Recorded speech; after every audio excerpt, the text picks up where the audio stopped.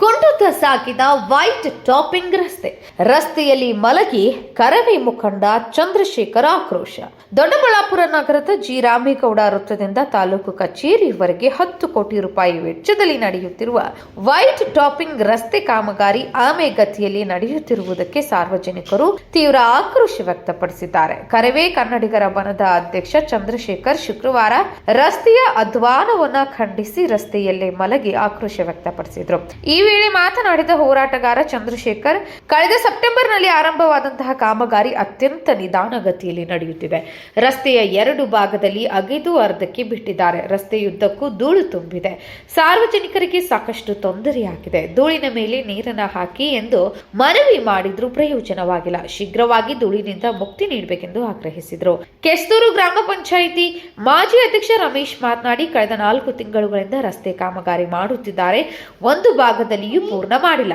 ಎಲ್ಲವೂ ಅರ್ಧಂಬರ್ಧ ಕೆಲಸ. ಬಸ್, ಕಾರು, ಲಾರಿ, ಬೈಕ್ ಕೂಡ ಓಡಾಡಲು ಆಗ್ತಿಲ್ಲ. ಬೈಕ್ನವರು ಸಾಕಷ್ಟು ಮಂದಿ ಬಿದ್ದಿದ್ದಾರೆ. ರಸ್ತೆ ಕಾಮಗಾರಿ ಮಾಡಿಸುತ್ತಿರುವ ಗುತ್ತಿಗೆದಾರ ಯಾರು ಎಂಬ ಮಾಹಿತಿ ಫಲಕವಾದರೂ ಹಾಕಿದ್ರೆ ಗುತ್ತಿಗೆದಾರನಿಗೆ ಕರೆ ಮಾಡಿ ತರಾಟೆಗೆ ತೆಗೆದುಕೊಂಡು ಸರಿಪಡಿಸಬಹುದು. ಹೇಳೋರಿಲ್ಲ ಕೇಳೋರಿಲ್ಲದಂತಾಗಿದೆ. ಯಾವ ಕಾರಣಕ್ಕಾಗಿ ಕೆಲಸ ನಿಂತಿದೆ, ಮಂದಗತಿಯಲ್ಲಿ ಸಾಗುತ್ತಿದೆ, ಕಾರಣವನ್ನಾದರೂ ತಿಳಿಸಬೇಕು.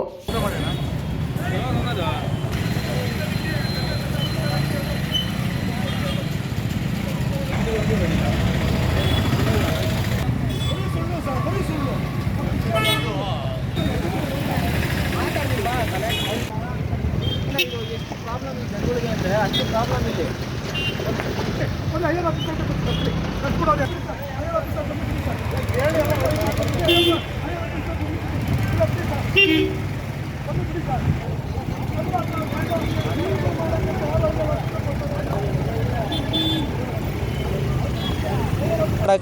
ಸ್ಟಾರ್ಟ್ ಮಾಡಿ 4 ತಿಂಗಳಾಯಿತು. ಎಲ್ಲಿ ಬಸವದಿಂದ ಇಲ್ಲೆಲ್ಲ ಈ ಟೋಲ್ ಗೇಟ್ವರೆಗೂ ಇರಬೇಕು. ಮೋಸ್ಟ್ಲಿ 4 ತಿಂಗಳಿಂದ ಧೂಳು ಕುಡಿದು ಸುಮಾರು ಜನಕ್ಕೆ ಆರೋಗ್ಯ ಕೆಟ್ಟೋಗಿದೆ. ಆಮೇಲೆ ಅದನ್ನು ಮಾಡ್ಯವ್ರೆ, ಯಾವುದೂ ಪೂರ್ಣಗೊಳಿಸಿಲ್ಲ. ಎಲ್ಲ ಅರ್ಬಾಕ್ಲು ಮಾಡಿಬಿಟ್ಟವ್ರೆ. ಒಂದಷ್ಟು ದೂರ ಮಾಡವ್ರೆ, ಹಳ್ಳ ಬಿಟ್ಟವ್ರೆ. ಒಂದಷ್ಟು ದೂರ ನೋಡಿ ಈ ಎಲ್ಲ ಕಂಟುಗಳು ಬಿಟ್ಬಿಟ್ಟವ್ರೆ. ಬಸ್ಗಳು, ಲಾರಿಗಳು, ಕಾರುಗಳು ಒಂದೂ ಹೋಗಲ್ಲ. ಬೈಕ್ನವ್ರಂತೂ ಅದು ಎಷ್ಟು ಜನ ಬಿದ್ದು ಕೈಕಾಲು ಮುರಿದು ಹಾಕೊಂಡವ್ರು ಗೊತ್ತಿಲ್ಲ. ಆ ಕಾಂಟ್ರಾಕ್ಟರ್ ಯಾರು ಅಂತಲೂ ಇಲ್ಲೆಲ್ಲಾದರೂ ಒಂದಷ್ಟು ಬೋರ್ಡ್ಗಳನ್ನ ಹಾಕಿದ್ರೆ ನಾವು ಅವರಿಗೆ ಫೋನ್ ಮಾಡಿ ಆದರೂ ಸ್ವಲ್ಪ ತರಾಟೆಗೆ ತೊಗೊತೀವಿ. ಯಾಕೆ ಅಂದರೆ ಸಾರ್ವಜನಿಕರಿಗೆ ಇಲ್ಲಿ ಕೇಳೋರಿಲ್ಲ ಹೇಳೋರಿಲ್ದಂಗೆ ಆಗ್ಬಿಟ್ಟೈತೆ. ಈಗ ಸಮಸ್ಯೆ ಏನಂತಾದರೂ ಹೇಳ್ಬೇಕು, ಅವ್ರು ಬೋರ್ಡ್ ಆದರೂ ಹಾಕಬೇಕು. ಇಲ್ಲ ನ್ಯೂಸ್ಗಾದರೂ ಪೇಪರ್ಗೋ ಅಥವಾ ನ್ಯೂಸ್ನವ್ರಿಗೋ ಯಾರಿಗಾದ್ರೂ ಹೇಳಿ ಹಿಂಗೆ ಸಮಸ್ಯೆ ಇದೆ ಅಂತಾದರೂ ಹೇಳಿದ್ರೆ ನಾವು ಸುಮ್ಮನೆ ಇರ್ತೀವಿ. ಏನೂ ಇಲ್ಲ ನೋಡಿ, ಇಲ್ಲಿ ಆ ಥರ ಕಂಟಿದೆ. ಆ ಬಸ್ ಹೆಂಗೆ ಹೋಗ್ಬೇಕು, ಗಾಡಿ ಹೆಂಗೆ ಹೋಗ್ಬೇಕು, ಬೈಕ್ ಹೆಂಗೆ ಹೋಗ್ಬೇಕು, ಕಷ್ಟ. ಸುಮಾರು 1, 2, 3 ಜನ ದಿನಕ್ಕೆ ಬಿದ್ದು ಕೈಕಾಲು ಮುರಿದು ಹಾಕೊಂಡ್ರೆ ಯಾರು ಜವಾಬ್ದಾರರು? ಕಾಂಟ್ರಾಕ್ಟರ್ ಎಲ್ಲವ್ರೆ, ಎಲ್ಲಿ ಮಲಗವ್ರೆ? ಬರಬೇಕಲ್ವ, ಬಂದು ಕ್ಲಿಯರ್ ಮಾಡಿಕೊಡ್ಬೇಕಲ್ವ? ಅಟ್ಲೀಸ್ಟ್ ಇಲ್ಲೊಂದಷ್ಟು ವೆಟ್ ಮಿಕ್ಸ್ ಆದರೂ ಹಾಕಿ ಲೆವೆಲ್ ಮಾಡ್ಬೇಕು ತಾನೆ. ಎಲ್ಲಿ ಈ ಕಟ್ಟಿಂಗ್ ಒಳಗಡೆ ಮಾಡ್ಬೇಕು ತಾನೆ. ಯಾಕೆ ಮಾಡಲಿಲ್ಲ?